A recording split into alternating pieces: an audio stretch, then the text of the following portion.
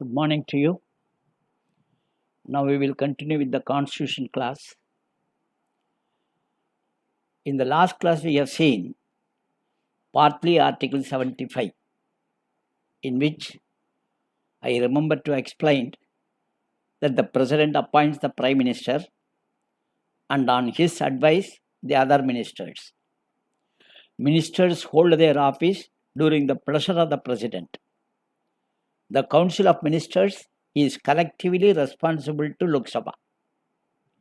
We also saw that a person who is not a member of either House of Parliament can be appointed as minister, but only for 6 months, within which period he should become a minister, member of the House, either House, failing which he would lose the ministership.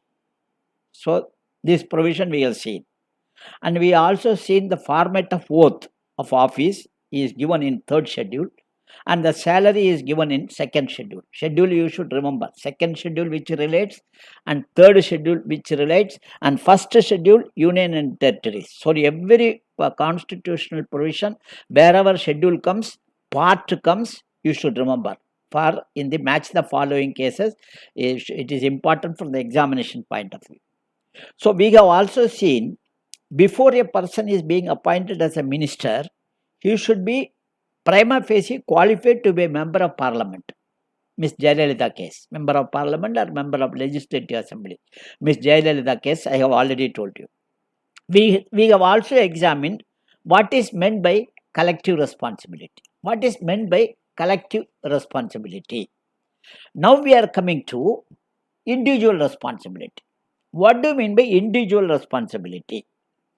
See, individual responsibility is that every minister is responsible for the effective functioning of the department attached to him.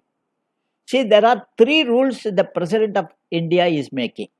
He is expected to make 3 rules. One is allocation of business rules. That is, these rules convey the subjects of each department which have been allocated to the minister. This is the portfolio system. I have already told you. So this allocation of subjects is done by with the approval of the Prime Minister by the Cabinet Secretariat. Each department has certain subjects, and each department is allocated to the minister. That is allocation of rules, allocation of business rules, ABR 1961. Then there is another rule called transaction of business rules.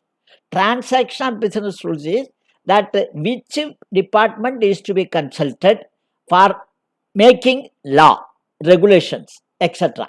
For instance, which cases require the approval of President, which cases require the approval of Prime Minister, which cases are to be referred to the Cabinet, which legislative proposal should have the approval of Cabinet, in which cases Ministry of Law is to be consulted, and which cases Ministry of Finance is to be consulted. All these things have been given what is called Transaction of Business Rules 1961.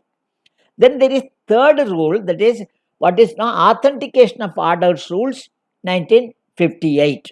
So in this, the every order, every instrument made by the government of India is expressed in the name of the President. In the everything, the President is pleased to dismiss, the President is pleased to appoint. Everything is conveyed in the name of President.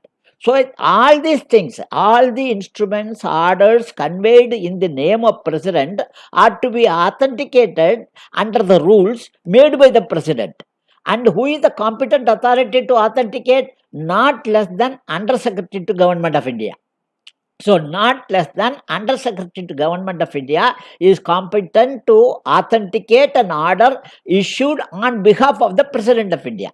Remember, I have already told you judicial immunity. The validity of such order has not been seen. Actually, that order which has been authenticated by Under Secretary has not actually issued by President of India, cannot be questioned in any court of law. The authenticity, the validity of any order issued on behalf of the President of India cannot be questioned in any court of law.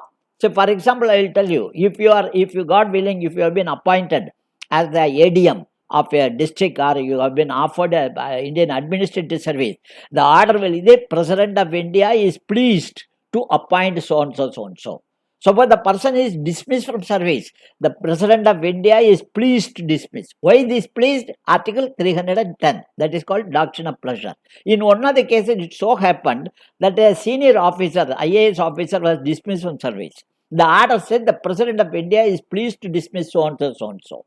He contacted President Office. President Office said, no, we do not have any information. The file never came to us. He filed a petition before the court saying the central government is telling a lie. I checked from the President Office. They said they did not get the file at all. But the order says the President of India is pleased to dismiss so and so, so and so. This is utter falsehood. But the Supreme Court said that the orders and instrument issued on behalf of issued by the Union of India is expressed on behalf of President of India, and the validity of such order cannot be questioned in any court of law. So that is why the doctrine of pleasure. So every order issued by Government of India is expressed to be taken in the name of President of India. So you should remember. So the individual responsibility is every minister is responsible for the department functioning, for the policy implementation, for the efficiency in the department. So that, as far as that department is concerned, the individual responsibility is with the minister. I give another example, maybe awkward. Supposing you are the secretary to Government of India. Under the government rules, the secretary is competent to give the advanced increment, 5 increments he can give. Remember, under the fundamental rules applicable to Government of India, under FR, Fundamental Rule 27, the Secretary of Government of India is competent to grant 5 increments to any government servant. It is his prerogative. Now, let us say one secretary, let us say Secretary Communication, fascinated with the stenographers, he said all the stenographers working in Department of Telecom are given 5 advance increments, 5 increments, that is called premature increments I give under FR 27. He has given the orders. Yes, he is fully competent. But remember, when he is fully competent, let us say, if the minister, it will be only with the approval of the minister. So, minister is given the orders. Now, all other central government employees, all other stenographers, all the department start agitation. And there is a turmoil in the Government of India. So this went to the cabinet. So this decision was taken by the individual minister. He has not consulted the cabinet. So naturally, who is responsible for the decision? The individual minister. But it has its ramification or vibration in the entire country. So if this decision goes wrong, only the individual minister should resign, not the cabinet. On the other hand, if this decision was taken to the cabinet and cabinet has approved this proposal, and as a result of the proposal after implementation, it has become a problem for the entire government, then it is a cabinet decision, joint decision, which is binding on all the cabinet ministers, and the entire cabinet should go. That is the difference between what is known as collective responsibility and the individual responsibility. Remember, these two are very important. And there is one more thing. In addition to cabinet, what is known as collective responsibility and individual responsibility, there is one more case called ministerial responsibility. What is ministerial responsibility? Remember, this was as a result of recommendation of Justice M.C. Chagla Committee. There was a committee called M.C. Chagla, Justice M.C. Chagla Committee. This is as a result of the Mundra scandal. This happened in 1958. Remember, 1958. Who is the whistleblower? The whistleblower is none other than Feroz Gandhi, the son-in-law of Jawaharlal Nehru and husband of Mrs. Indira Gandhi and father of Rajiv Gandhi and what is called Sanjay Gandhi. So this is the hierarchy. Now, he represented, he was a member of parliament, he represented Rai Bareli constituency. He was very vocal and critic of Congress policies, even though he is a Congress MP. He is very vocal in parliament. Because of his insistence and because of his, what is called initiative only, the insurance companies were nationalized and LIC was created. It so happened that the LIC, a government of India undertaking, 100% ownership, used the premium of 55 lakh policy holders for purchasing shares above market price. Remember, shares above market price in a company controlled by a notorious stockbroker, Haridas Mundra. T.T. Krishnamachari, he was the finance minister. H.M. Patel was the finance secretary. Remember, H.M. Patel was minister in, I think, in Mr. V.P. Singh government. Only his time the dearness allowance was reduced. The price index was low. He was very efficient minister. He was very efficient minister. He was finance secretary. So this matter was raised in the parliament.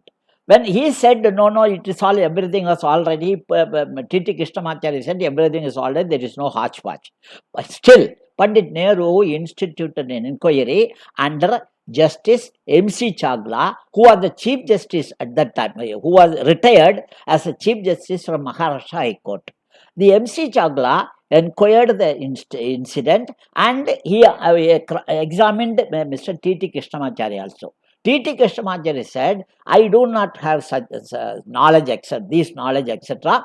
My finance secretary told, so he has looked into this, so I have no, I have no hand in this. So he said, and we have implemented. So he took objection, MC Chagla committee took objection, and the minister is accountable to the parliament, and the officers are responsible to the minister. So minister cannot throw the responsibility on the officers. He is responsible to parliament. That is called ministerial responsibility. Remember, that is called ministerial responsibility. So you have seen what is collective responsibility, what is individual responsibility, and what is known as what is ministerial responsibility. That is the as far as three responsibility is concerned. Now coming to Council of Ministers, again, as Deputy Prime Minister, remember, Deputy Prime Minister. Deputy Prime Minister post has not been mentioned in the Constitution. It is only a nomenclature. It is only descriptive. No special responsibility is attached. Either when two people are equal, equally powerful, Nehru and Patel. When two people are equally influential, Vajpayee and what is called Advani. And when two people have to be accommodated, Morarji and what is called Mrs. Gandhi. And where there is a coalition government, V.P. Singh and Devilal. So in such circumstances, the Deputy Prime Minister post is created. I will tell you one incident. When Devilal was made Deputy Prime Minister, he was administered oath of office as Deputy Prime Minister to Government of India. Remember.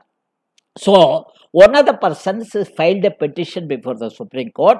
How either he can take oath as Prime Minister of India or he should take oath as Minister in the Union of India.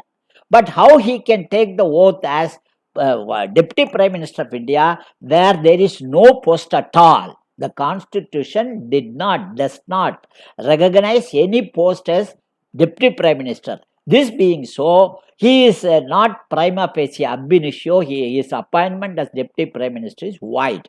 This is his argument. But Supreme Court upheld the creation of the post of Deputy Prime Minister and taking oath as Deputy Prime Minister. And Supreme Court said it is nothing but descriptive in nature. It does not involve any additional responsibility. It does not give him any precedence. He is only a cabinet minister.